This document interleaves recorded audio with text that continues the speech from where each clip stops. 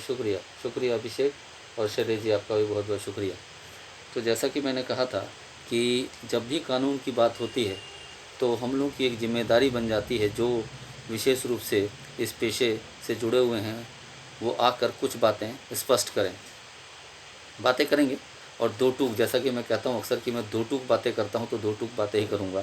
तो सबसे पहले मुखातिब होते हैं टीवी। तो जैसा कि अभी थोड़ी देर पहले मेरे भतीजे ने मुझे, अभिषेक ने मुझे बताया जैसा कि मैंने टीवी देखना बंद कर दिया, और शायद हम सब ने ये बंद कर दिया है, क्योंकि बदकिस्मती से टीवी से लेकर सोशल मीडिया तक जो स्थितियां बन गई हैं या जो हमने बना दी हैं वो ऐसी हैं कि जिसे कहना चाहिए कि जो मुंह फेर के उधर से इधर भागते हैं तो भी वही, इधर से उधर भागते हैं तो भी वही।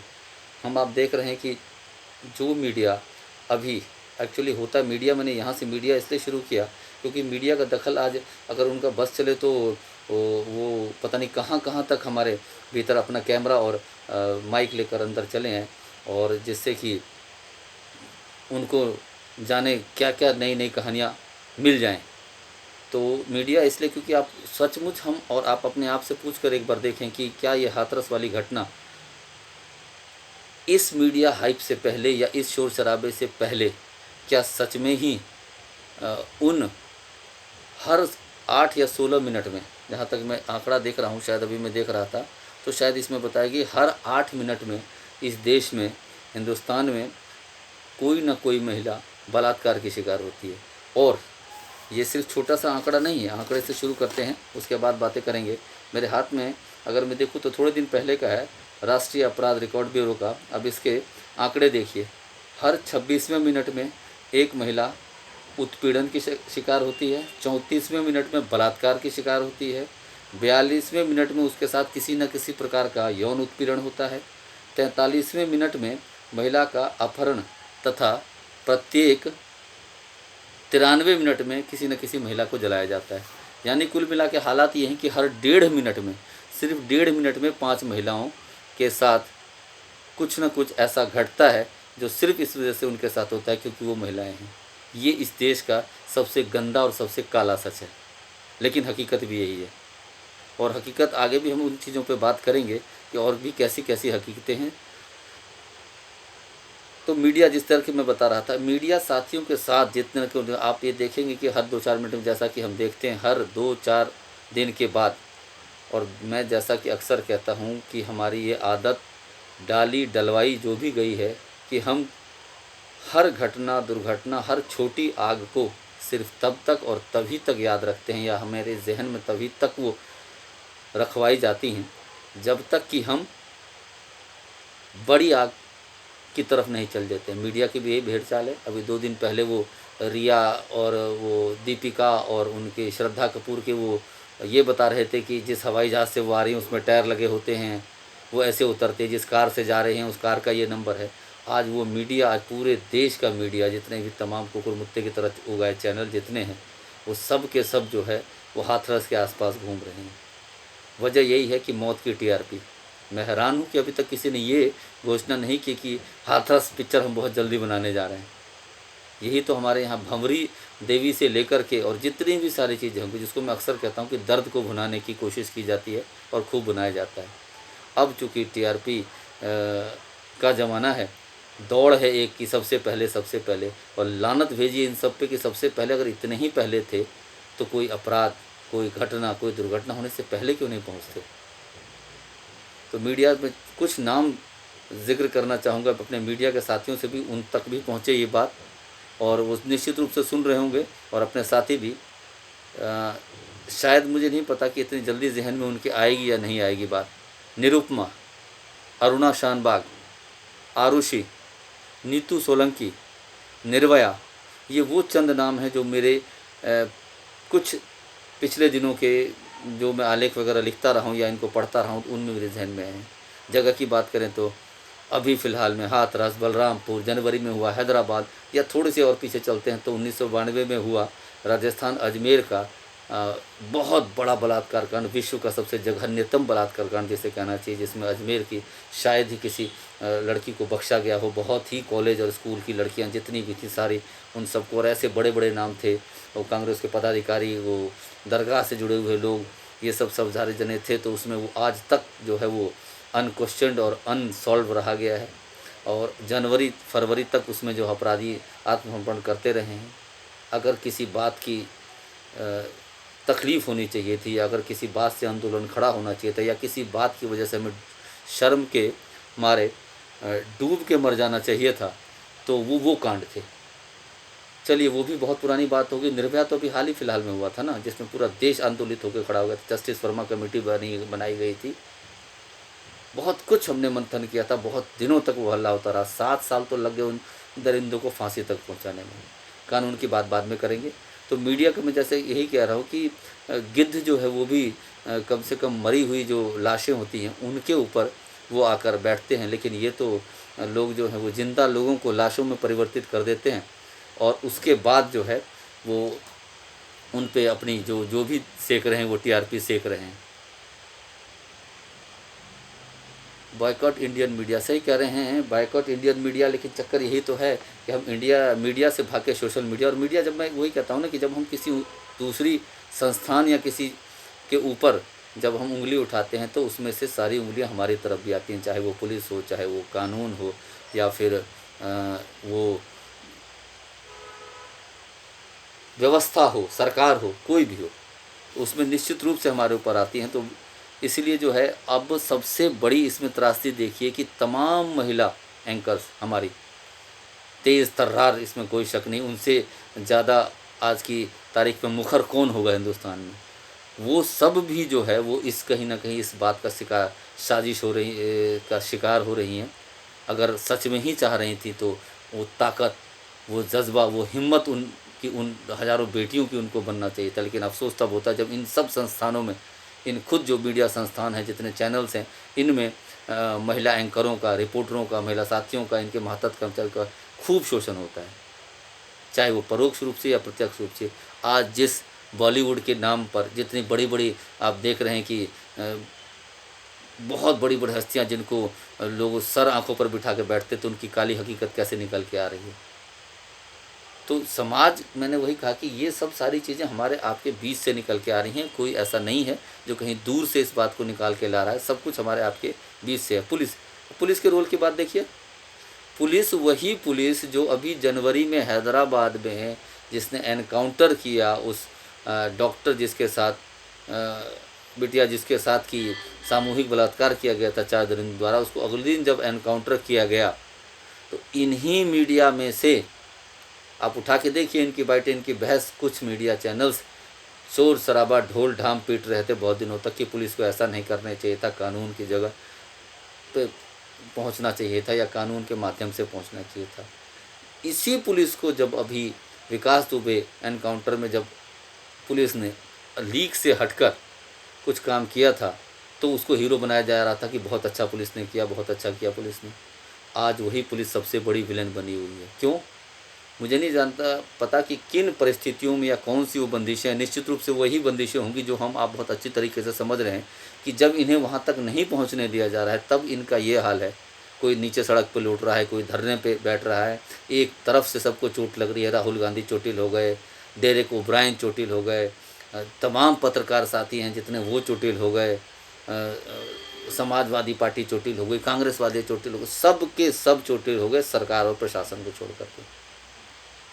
अगर आप सचमुच उनकी मदद करना चाहते, आप छोटा सा अपने दिल पे सब सारे ये लोग हाथ रख के बताएं कि कितने एक पैसे की भी मदद, कोई आर्थिक संबलता देने की किसी ने कोशिश की हो इससे पहले या बाद में, या फिर आज से 1 महीना 6 महीने के बाद आप उनके साथ खड़े हों वहीं पर।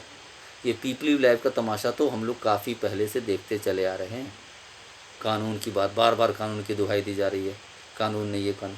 विशाखा बनाम राज्य बहुत बड़ा मुकदमा था सर्वोच्च न्यायालय का, जिसमें सर्वोच्च न्यायालय ने बहुत विस्तार से दिशा निर्देश जारी किए थे। पीड़िता का नाम उजागर नहीं होगा, उसकी पहचान उजागर नहीं की जाएगी। और देखिए क्या हो रहा है, पूरा का पूरा जुलूस निकाला जा रहा है। इनका बस चले तो उसको बेचारी की, अब मैं क्या बताऊं, कि चिता की राख से निकाल करके उससे पूछने के लिए पहुंच जाए।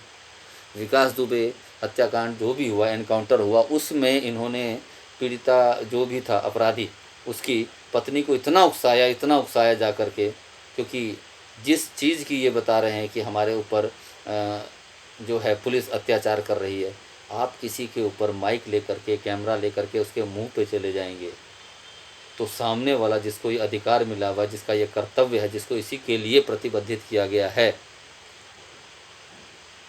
वो अगर सच में ही अपने अस्त्र शस्त्र जो जिस चीज़ से के साथ वो रहता है, आपका हथियार तो कैमरा और माइक है, अगर वो प्रतिवाद भी कर दे तो इस कितनी त्राहिमाम वाली स्थिति हो जाएगी। और ये जो नकली गिर गिर के लोग दिखा रहे हैं, वो सचमुच में गिर के बहुत चोटिल हो जाएंगे, ये हकीकत है।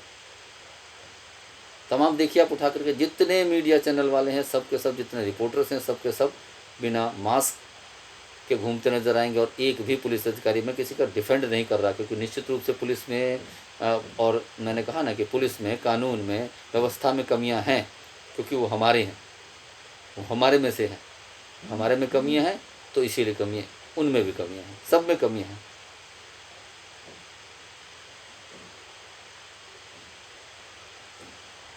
कानून की बात चल रही थी, कानून में कोई कह रहा था कानून, कठोर कानून बनाए। कितने कठोर कानून बनाएंगे आप?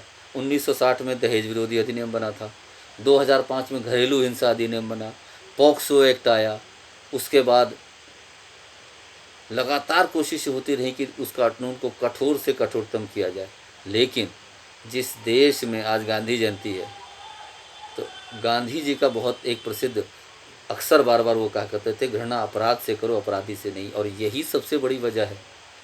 अपराधी से वाकई घृणा नहीं करनी चाहिए, बल्कि मेरा बात चले तो अपराधी को सीधा खत्म कर देना चाहिए, हाँ, त्वरित रूप से, चाहे वो अदालतें करें, चाहे पुलिस करे, लेकिन उनका खात्मा ही सिर्फ एक और हार्डकोर क्रिमिनल्स।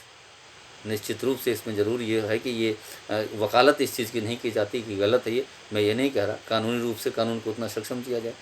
अदालतों में कितना लंबा मुकदमा चलता है, कितने लंबी तक, उन सब चीज़ों बहसों में मैं नहीं जाना चाहूँगा। शायद यही वजह है कि जो है वो उसी चीज़ का फ़ायदा उठा करके ये इस तरह के अपराध, जघन्य अपराध जो है वो बढ़ रहे हैं, लोग करके और निकृष्ट रूप से निकल चले जाते हैं। ये रुकेंगी कहीं नहीं, निर्भया के वक्त नहीं रुकी, ये अरुणा शानबाग के वक्त में बहुत पुराना मुकदमा है। एक बॉम्बे के हॉस्पिटल की एक नर्स जिसकी बलात्कार के बाद इसको इस हालत में डाला गया कि वो कम से कम दशकों तक वो कोमा में रही, और बाद में उसे इच्छा मृत्यु के लिए प्रार्थना पत्र लगाना तक पड़ा। तो हालात बद से बदतर रहे हैं, उससे भी बदतर रहे हैं, आगे भी इसमें बहुत कुछ हो जाएगा, ये नहीं है। तो ये गिद्ध बनना और गिद्ध के पीछे जाना, तो मीडिया तो मैंने कहा ना कि जैसे कि आप सब ने बताया कि देखते ही उकाई आने लगती है। हकीकत ये, मैं हैरान होता हूँ कि जब ये लोग, क्योंकि बहुत बड़ा समूह है, एक दो चैनल नहीं है हमारे पास, जाने कितने ही चैनल हैं, कि जब ये समूह, ये लोग जब अपने घरों में जाते होंगे तो ये खुद को क्या कहते होंगे, क्या देखते होंगे। हो सकता है हम आप ये बैठ के ये बात कर रहे हैं तो हम पे भी लगे कि हम भी शायद वो उसी चीज़ के लिए क्यों हैं, लेकिन ये बहुत ज़रूरी हो जाता है। इसलिए ज़रूरी होता है कि कल को जब आगे आकर के 10 साल, उसके 20 साल के बाद आने वाली नस्लें देखेंगी, और जब पीछे पलट के देखेंगी, वो ये ज़रूर सोचेंगे कि हमारे जो पीछे लोग थे उन्होंने क्या आवाज़ उठाई, उन्होंने इस बात पर क्या स्टैंड लिया, उन्होंने आखिर क्या मत व्यक्त किया। कारण बहुत सारे हैं और इसके रोकने का उपाय भी बहुत सारा है। सबसे मैंने तो बताया कि सिर्फ़ और सिर्फ अगर बलात्कार को सबसे कोई कानून नहीं, कोई पुलिस नहीं रोक सकती है। रोक सकते हैं अगर अपराध और दंड के हिसाब से, तो सिर्फ अधिवक्ता। अगर वकील सारे ठान लें कि हमने एक भी मुजरिम को सज़ा से बचने नहीं देना, खास करके बलात्कारियों को, तो निश्चित रूप से बहुत जल्दी वो परिवर्तन देखने को आएगा। लेकिन ऐसा संभव है नहीं। सरकारों की बात करें, आंकड़े बार बार 2016 से लेकर 2017 तक और अभी तक का वही आंकड़ा है, देश में सबसे असुरक्षित स्थान महिलाओं के लिए जो है वो राजधानी दिल्ली है। और उठा के देखिए पिछले 4 दिनों से सरकार का प्रोपेगेंडा ट्विटर पे, इस पे, ये जो आम आदमी की पार्टी की सरकार, उनके तथाकथित जो हमारे सरजी हैं, लगातार निशाना साध रहे हैं बिल्कुल कि उन्होंने ये किया, वो किया, फलाना किया। ये वही शख्स हैं और ये वही सरकार है जो जंतर मंतर पर धरने में बैठी थी और सामने किसान आत्महत्या पे झूल गया। तो राजनेताओं, सरकारों की क्या बात करें। वही निर्भया जो भी हत्याकांड, बलात्कार हत्याकांड का जो मुजरिम था, उसको पुनर्वास के लिए पैसे, सिलाई मशीन सब जाकर दे आए थे। रह गई सरकार की, मैंने कहा ना कि सरकार चुस्त है, इसमें कोई शक नहीं। सरकार अपराधियों को दंड देगी, ऐसा मेरा मानना है, क्योंकि पिछला उनका ट्रैक रिकॉर्ड यही रहा है। अब मैं इससे ज़्यादा आपको क्या बता सकता हूँ, जाके आसपास की गाज़ियाबाद, डासना जेल, दिल्ली की तिहाड़ जेलों में जाके देखिए, जितने उत्तर प्रदेश के जितने इस तरह के मुजरिम हैं, उनके वहाँ गोली मारी गई जहाँ वो उठ के चल नहीं सकते। जी हाँ, सबके घुटने तोड़ दिए गए हैं एनकाउंटर में। कोई ऐसा इसलिए किया गया है, और एकदम जानबूझ के इस तरह की चीज़ें की गई हैं। ऐसा इसलिए किया गया है ताकि वो आगे फिर कम से कम शारीरिक अक्षमता के कारण उतनी हिम्मत नहीं दिखा सकें, वो कानून के मुंह में जबड़े में हाथ डालने की कोशिश ना कर सकें। मुख्यमंत्री और एक सरकार का क्या करेगा? निश्चित रूप से कुछ कमियां ज़रूर हुई हैं। वो मैंने कहा ना कि सरकारी महातत्व हों, चाहे वो एडीएम हो, चाहे पुलिस के कर्मचारी हों, उनको आप इस तरह से बौखला के रख देंगे, उनको आप उकसाएंगे, कुछ तो प्रतिक्रिया देंगे ही। और बहुत यकीन जानिए, बहुत धैर्य से वो दे रहे हैं। जिस तरह से उनके साथ धक्का मुक्की की जा रही, जिस तरह से उनके कॉलर पकड़ के खींचे जा रहे हैं कैमरे के सामने, तो पूरा का पूरा उनको लग रहा है, पूरा का परिदृश्य जो है वो शायद ऐसा कि लाइव दिखाएंगे, वो बिग बॉस जैसा लगेगा और लोगों को टीआरपी बढ़ेगी बिल्कुल। और शाम से ही, अभी जिस वक्त मैं ये बोल रहा हूँ, शाम को अभी चीख चिल्लाहट शुरू हो गई होगी, लीपापोती शुरू होगी। हकीकत में देखिए, उस गरीब का दर्द, मुझे नहीं पता वो घटना क्या है, उसकी हकीकत क्या है। घटना हकीकत कुछ भी हो, सच सिर्फ एक है कि वो बेटी मारी गई है, अपने आप नहीं मरी है, उसकी हत्या की गई है। तो निश्चित रूप से सबसे ज़रूरी है कि बेटियों को मजबूत होना। ये हमें हर बार आके कहना पड़ता है, और तब तक कहते रहना पड़ेगा कि जब तक कि ये सब चलता रहेगा। कहीं जाने की ज़रूरत नहीं है। खुद को, अपनी बेटी को, अपनी बहनों को, किस किस को दोष देंगे? बात कारण किस चीज़ का? हर चीज़ कारण है। टीवी, मोबाइल, इंटरनेट, आप उठा के देखिए ना। इतना बड़ा मुंबई सिनेमा जगत जिनको हम सब फॉलो करते हैं, क्या देख रहे हैं आप? वहाँ क्या है? अय्याशी, नशेबाजी, काले पैसे को सफ़ेद पैसा करना। और वो लोग रसूख वाले, सबसे बड़े, देश के सबसे गिने चुने लोगों में उनकी, शक्तिशाली लोगों में, प्रभावशाली लोगों में उनकी गिनती होती है। ये समाज हमने बुना है, इसका ताना बाना सारा हमने बुना है। तो इसलिए जो है, ये निर्णय करना हमारा काम है। रह गया मीडिया, मीडिया मैंने कहा ना, मीडिया भांड हो चुका है। ये नाचेगा अभी और नाचेगा, नाचने दीजिए। अब दिक्कत ये है कि सोशल नेटवर्किंग के ज़माने में सबको सारी चीज़ें पता लग जाती हैं। पिता से, पीड़िता के पिता से जो वीडियो बनवाया जा रहा था, उसके पीछे साफ फुसफुसाहट सुनाई दे रही है कि अब बोलो सीबीआई जांच करनी चाहिए, अब बोलो मुझे घर में कैद कर दिया गया। निश्चित रूप से अधिकारियों या पुलिस वालों से और थोड़ी सी सतर्कता या और संवेदनशीलता की अपेक्षा की जाती है। लेकिन मैंने वही कहा, अभी पिछले ही दिनों जो कोरोना काल चल रहा था, एक टाइम पर हम सारे डॉक्टर्स, सारे पुलिस वालों के लिए तालियां बजा रहे थे, उनके गले में मालाएं पहना रहे थे। आज लोग डॉक्टरों को भी खूब कोस रहे हैं, जिनके परिजन बीमार पड़ रहे हैं वो मारपीट कर रहे हैं, कानून तक लाना पड़ रहा है। तो यहाँ तो वही चीज़ है कि जो कैमरा सामने वाले की तरफ रख दिया तो उसकी बदसूरती हो जाई, और अपनी तरफ जैसे ही कैमरा खुला तो वही व्हाट्सअप जो चैट से नाम निकल के आ रहे हैं उसी तरह का रास्ता नहीं। हम सब कहीं ना कहीं इस बात के लिए जिम्मेदार हैं। तो मेरी सबसे गुजारिश है यही, खास करके इन मीडिया वालों से जो बिल्कुल नहीं सुनते कि नहीं की। तो इसलिए आप यकीन जानिए कि आज की तारीख में जितने लिजलिजे, जितने गलीज़ और जितने निकृष्ट आप लोग हो चुके हैं, उसकी तुलना ही नहीं की जा सकती। बेशक आप अपनी भागदौड़ बनाए रखें, बेशक चमक दमक के साथ कैमरे मीडिया के पास दौड़ें बड़े से बड़े। और अफसोस, बहुत सबसे बड़ी अफसोस की बात यह है कि इन तमाम महिला एंकर्स जो लीडिंग फेसेस हैं सारी, चाहे वो बड़े से बड़ा चैनल हो, मैं किसी का नाम नहीं लूँगा, वो सब तक इन्हीं साजिशों में शामिल हैं, दौड़ रही हैं। वो क्या मजबूरी है वो तो वही जाने, लेकिन हकीकत यही है। अब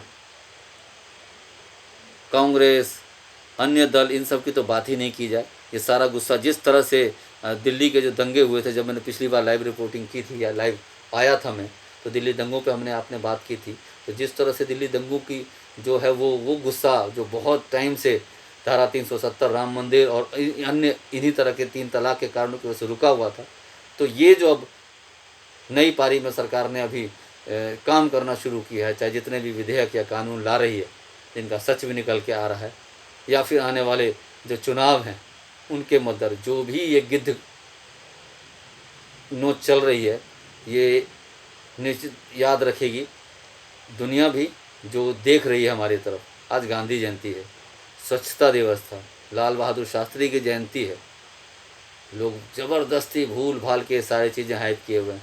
तो विश्व का जो मीडिया है वो उसको पूरी, मैंने कहा ना कि अब इंडिया की वो स्थिति है, यू हेट मी और you love me, you can not ignore me. तो वही चीज़ है कि आप मुझे प्यार करो, आप मुझे घृणा करो, लेकिन आप मुझे दरकिनार नहीं कर सकते। इसी तरह भारत को दरकिनार नहीं किया जा सकता है। एक तरफ चीन, एक तरफ पाकिस्तान, जाने कैसे कैसे शत्रु और कैसी कैसी बातें लेके बैठे हुए हैं, लेकिन हम आप किस बातों में उलझे और उलझाए जा रहे हैं। थाली के बैंगन हुए पड़े हैं, कभी इधर लौट रहे हैं, कभी उधर लौट रहे हैं। मुझे उम्मीद है कि अगर अपराधियों को दंड मिलना पीड़िता के परिवार का न्याय है, तो देर सवेर उसको मिलेगा। अभी तो हम इंतजार ही करते, क्या पता कौन सी गाड़ी कब पलट जाए। और जब ही यही गाड़ी पलटेगी, यही पुलिस जिनको आज गिरेबान पकड़ पकड़ के खींचा जा रहा है, उनको खींचा तो फिर भी जाएगा, कुछ लोग खींचेंगे तो फिर भी कि उन्होंने गलत किया, ये किया वो किया, और कुछ लोग उनको हीरो बनाएंगे। ये भी होगा, ये हम आप देखेंगे ज़रूर। और यही मीडिया फिर वही झाल मंजीरे बजाते हुए पहुंच जाएगा।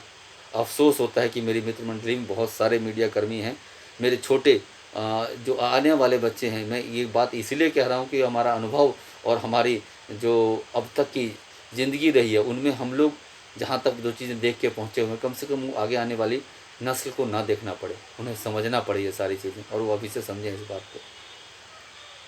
मेरे पास कहने के लिए इससे ज़्यादा कुछ नहीं है। और मन बहुत व्यथित है और क्रुद्ध भी, क्योंकि जैसे ही हम किसी चीज़ को पटरी पर लाने की कोशिश करते हैं, आप ये सोचिए कि विश्व में आज जब चारों तरफ हाहाकार मचा हुआ है, भारत में लगभग 1 लाख मौत होने जा रही हैं, 99,000 हम क्रॉस कर चुके हैं, उसके बावजूद भी हमारी 1.25 अरब से ज़्यादा की जनसंख्या होने के कारण जो हमारी स्थिति होनी चाहिए थी, उससे हम बहुत ज़्यादा बदतर स्थिति हो सकती थी, उससे हम बहुत ज़्यादा बचे हुए। वो ईश्वर की कृपा है, वो हमारी रहन सहन की जो रही आदत वो है। तो इन सब चीज़ों से एकदम निश्चित रूप से निकला जाना चाहिए। ये बहुत ही गलत दिशा में लेके जाया जा रहा है, जिनके द्वारा भी लेके जाया जा रहा है। मैं यही बात कह के अपनी बात अभी जो है सिर्फ ये समाप्त करता हूँ।